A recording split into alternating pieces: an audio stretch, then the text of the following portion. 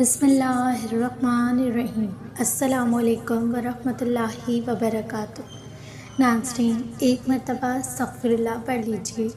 سب سے طاقتور استغفار جس پر شاید آپ نے کبھی مکمل طور پر غور نہیں کیا ہوگا، استغفر اللہ الذی لا الہ الا هو الحی القیوم واتوب الیہ۔ میں اللہ سے بخشش مانگتا ہوں جس کے سوا کوئی معبود نہیں، وہ زندہ ہے، قائم رکھنے والا ہے، اور میں اسی کی طرف توبہ کرتا ہوں۔ یہ صرف معافی مانگنے کی بات نہیں، بلکہ آپ یہ ایک اعلان کر رہے ہوتے ہیں کہ اللہ کے سوا کوئی معبود نہیں، وہ ہمیشہ زندہ ہے اور وہ خود اپنی ذات سے قائم ہے۔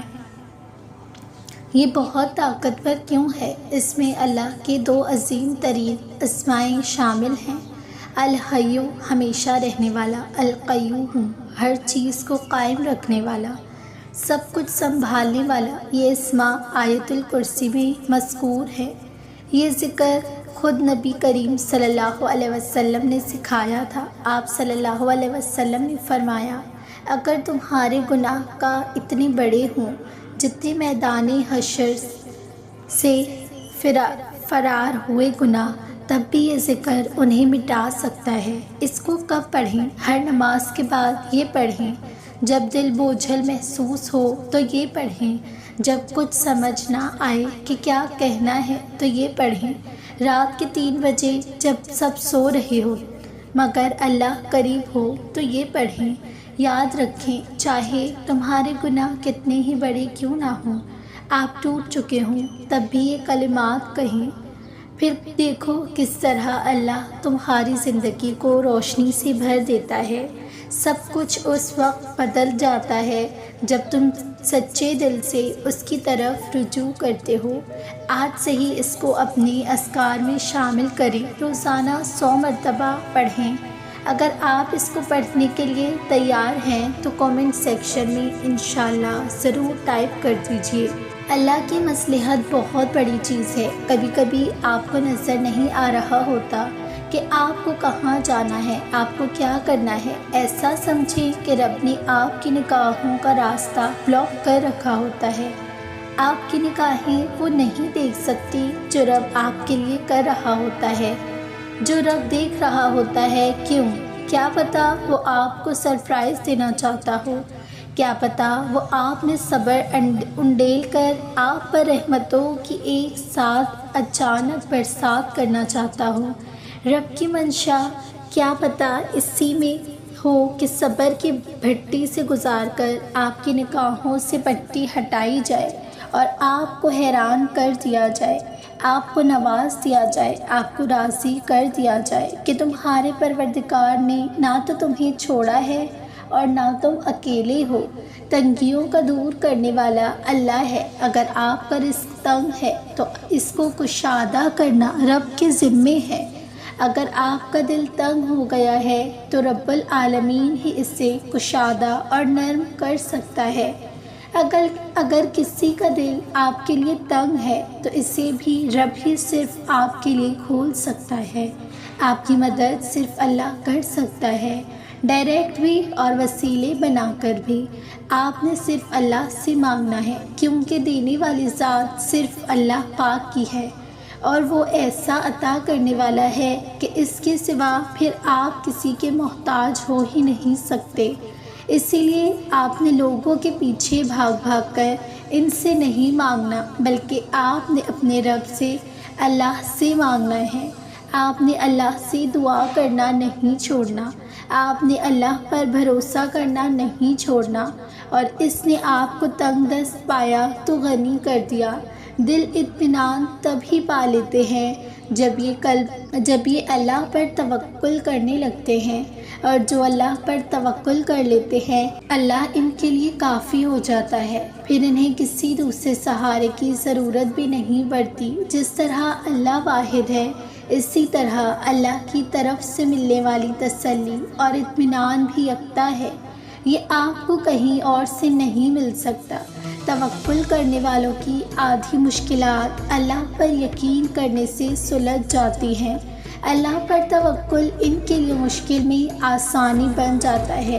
ان کے بے چین دلوں کو قرب رب پر صرف توکل کرنے سے ہی مل جاتا ہے، کیونکہ وہ جانتے ہیں کہ ان کا رب کافی ہے ان کے لیے۔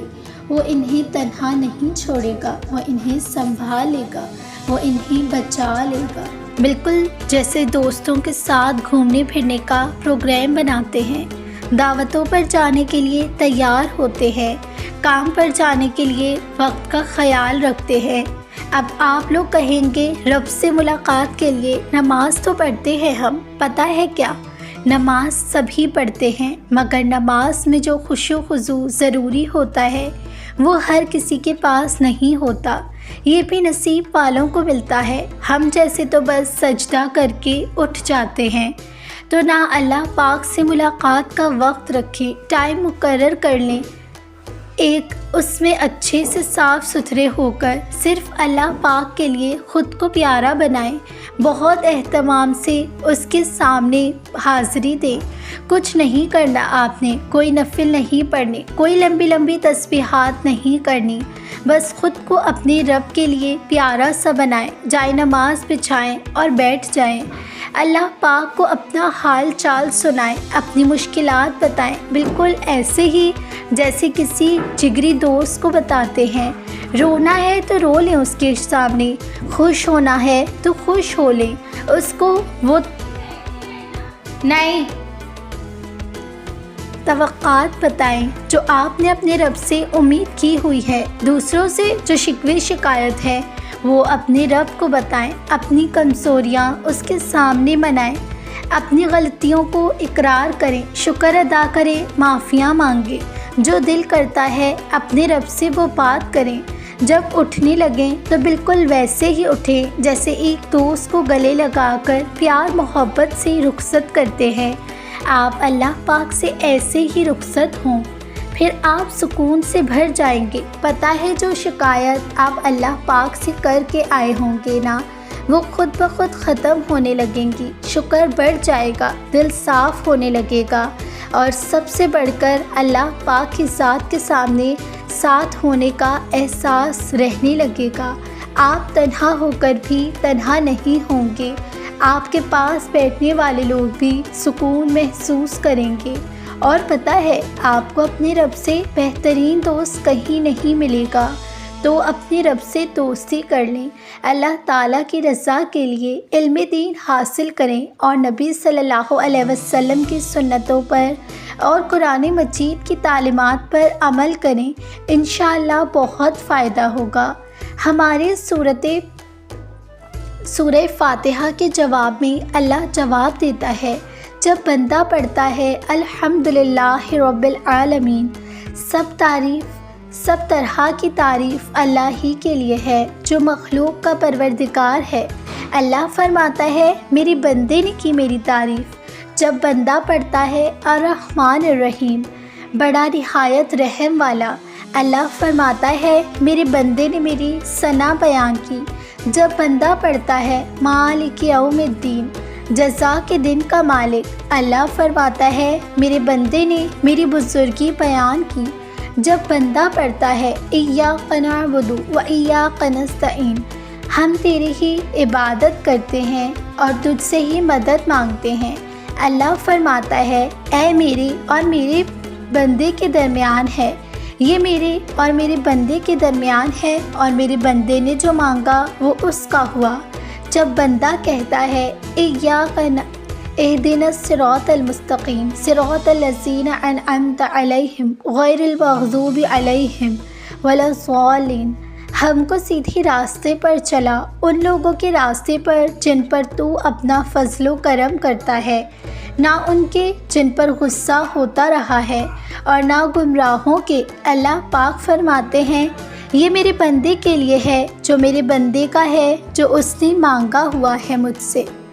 نماز پڑھ کر فوراً کھڑے مت ہو جائیں، نماز کے بعد یہ عمل کیجیے، 3 بار استغفار پڑھیے، استغفر اللہ ربی من کل ذنب واتوب الیہ، اللہم انت السلام ومنک السلام تبارکت یا ذی الجلال والاکرام۔ اے اللہ تو سلامتی والا ہے اور تیری طرف سے سلامتی آتی ہے، تو مبارک ہے اے جلال اور عزت کے مالک۔ سبحان اللہ 33 بار، الحمدللہ 33 مرتبہ، اللہ اکبر 33 مرتبہ۔ ایک مرتبہ یہ کلمہ پڑھیے، لا الہ الا اللہ وحدہ لا شریک لہ، لہ الملک ولہ الحمد وہو علی کل شیء قدیر۔ اللہ کے سوا کوئی عبادت کے لائق نہیں، وہ اکیلا ہے، اس کا کوئی شریک نہیں، اسی کا مالک ہے اور اسی کی تعریف ہے۔ تو ہی زندہ کرے اور تو ہی موت دے، اور وہ ہر چیز پر قدرت رکھنے والا ہے۔ ایک مرتبہ آیت الکرسی پڑھ لیجیے، 4 کل ایک بار پڑھ لیجیے۔ سورہ بقرہ کی آخری 2 آیات پڑھ لیجیے اور پھر دعا کیجیے۔ دعا میں آیت کریمہ ضرور پڑھیے اور پھر دعائیں کیجیے۔ ہو سکے تو اللہ تعالیٰ کو اس کے صفاتی نام سے پکاریے، جیسے یا جبارو یا قہارو یا قادرو یا اولو یا ذوالجلال والاکرام۔ اس طرح سے دعا مانگیے۔ شروع میں تھوڑا مشکل لگے گا، لیکن انشاءاللہ آرام سے آپ کو اس کی عادت ہو جائے گی اور اس کے صدقے آپ کے بگڑے کام بھی ہو جائیں گے۔